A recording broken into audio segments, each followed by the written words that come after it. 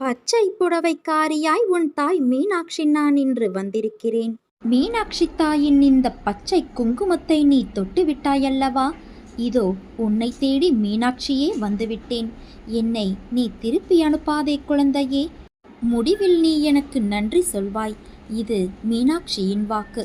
நித்தமும் ஏதாவது ஒரு ரூபத்தில் உன் நிம்மதியை சிதைக்க நிகழ்வுகள் எல்லாம் வடிவம் கொண்டதாய் வருகிறதா?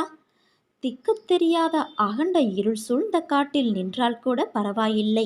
ஆனால் என் நிலைமை கடலில் திக்கு தெரியாமல் நிற்கின்றேன். இறங்கினால் தண்ணீரில் தத்தளிக்க வேண்டும். படகில் நின்றால் அடிக்கும் காற்று நிலை தடுமாற செய்கிறது என்ற வேதனைகளையெல்லாம் நீ உணர்கிறாயா? வாழ்வில் சிலர் தன் கர்மத்தின் கடன் பாக்கியை வைத்துக்கொண்டே மறுபிறவி என்று செல்வார்கள். ஆனால் உனக்கு நான் இந்த பிறவியில் எல்லா கடனையும் அடைத்துவிட்டு என் ரூபத்தில் உன்னை பொறுத்த இத்தனையும் செய்கிறேன்.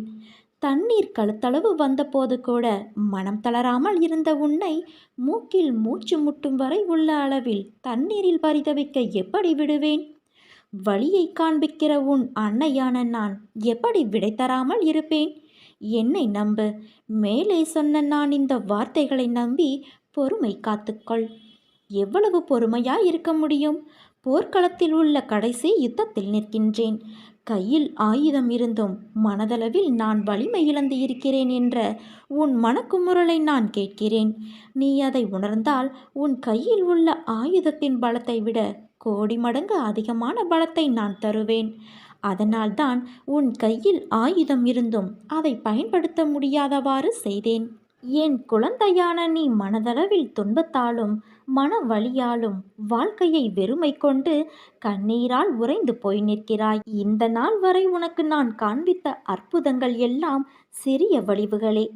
இனிமேல் அடுத்தடுத்து உன் வாழ்வில் அழகிய நிம்மதியான மகிழ்ச்சிகரமான வெற்றியான நிகழ்வுகள் எல்லாம் நடக்கப் போகிறது. இதை உன் மனதில் நன்றாக பதித்துக்கொள். என் வார்த்தைகள் இனிமேல் நேரடியாய் என் வாயிலிருந்து நீ கேட்பாய். என் கைகள் உன் வாழ்க்கைக்கான விஷயங்களை செய்ய, என் கால்கள் உனக்கான விடியல் பாதையை அமைக்க இருக்கிறது. அதனால் நீ எதற்கும் பயப்படாதே, கலங்காதே. எல்லா திசைகளிலும் நான் உன்னை சூழ்ந்து நிற்கையில் நீ எதற்காக பயப்படுகிறாய்?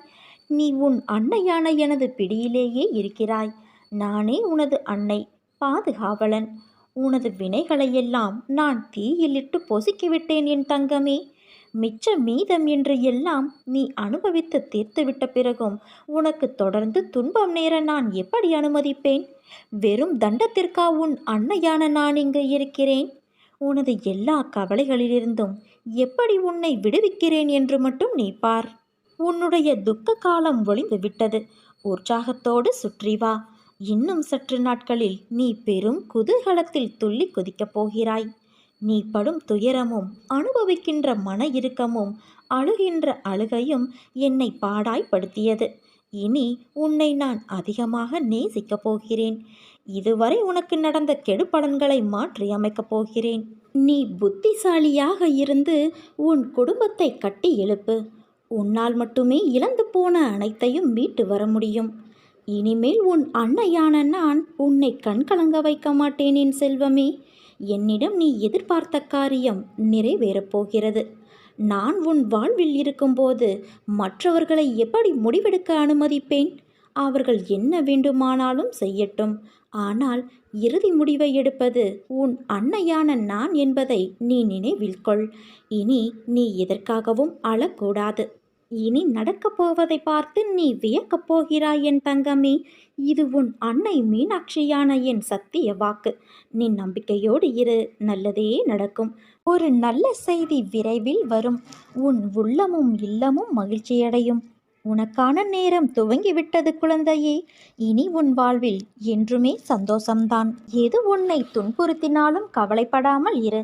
எது வந்தாலும் எதிர்த்து நின்று போராடு. எதுவும் என்னை மீறி நடக்காது என்பதை தீர்க்கமாக நம்பு குழந்தையே. அனைத்தும் நன்மைக்கே என்பதை தீர்க்கமாக நம்பு. சகித்து கொள்ள முயற்சி செய். என் தாமரை பாதங்களில் அனைத்தையும் சமர்ப்பித்து விடு. இங்கு எதுவுமே நிரந்தரமில்லை என் தங்கமே. எல்லாம் ஒரு நாள் மாறும். என்னை நம்பி வந்த உன்னை எத்தனை ஜென்மங்கள் எடுத்தாலும் தாங்கி நிற்பேன். ஆரம்பத்தில் என்னை நிராகரித்து உன் மனம் போன போக்கில் நீ சென்றாய். கடமையே என்று என்னை பூஜித்து வந்தாய். ஆனால் காலங்கள் பல கடந்து பலமுறை அற்புதங்களை நிகழ்த்தி என்னை நீ புரிந்து கொள்ள வைத்தேன். நினைத்துப்பார், எப்படி எப்படியோ வாழ்க்கையை நகர்த்தி கொண்டு வந்தாய். ஓடிக்கொண்டே இருந்தாய். கீழே விழுந்த உன்னை என் கரம் கொண்டு இழுத்து வந்தேன். நீ எத்தனை முறை விழுந்தாலும் தோற்றதாக அர்த்தம் கிடையாது. ஜெயித்து கொண்டு வந்திருக்கிறாய். இதை என்றும் நீ நினைவில் கொள்.